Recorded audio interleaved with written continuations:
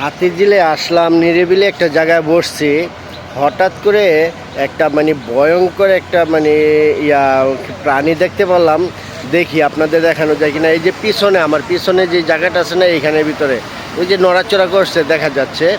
আপনাদের আমি দেখানোর চেষ্টা করছি।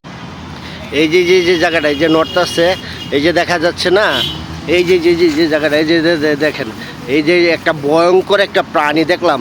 মানে কেমন যেন কুমিরের মতন দেখতে দেখায়, অনেক ভয়ঙ্কর একটা, সেই বড় বড় দাঁত, ঠিক আছে, কুমিরের মতনই দেখতে পুরা। এইখানে আমারই ভয় করছে যে ভিতরে দেখব। জানি না এই প্রাণীটা, এটা কি প্রাণী, এটা কি প্রাণী হতে পারে, এটা বুঝতে পারি না আসলে। আমি তো গ্রাম দেশেরও না, এটা অভিজ্ঞতা আমার নাই।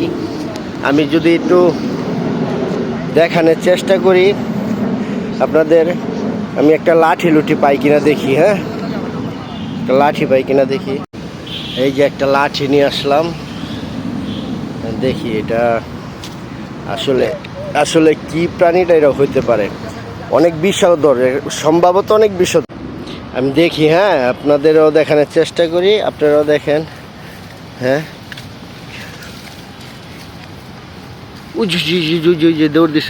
দৌড় দিছে। কোথায় যেন গেল, কোথায় গেল?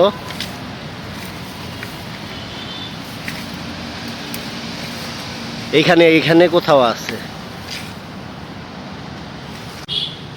আমার ভয় করছে, হঠাৎ যদি কামড় টামড় দিয়ে বসে বা কোনো কিছু যদি হয়, এখান থেকে সরে আসাই ভালো।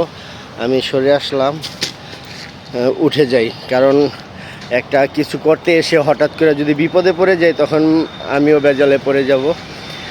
যাই হোক, আসলাম সুন্দর একটা পরিবেশ দেখে। এখানের ভিতরে আমার কেমন যেন লাগছে, একটা সুন্দর পরিবেশ দেখে আসলাম, একটু ভিডিও বানাবো।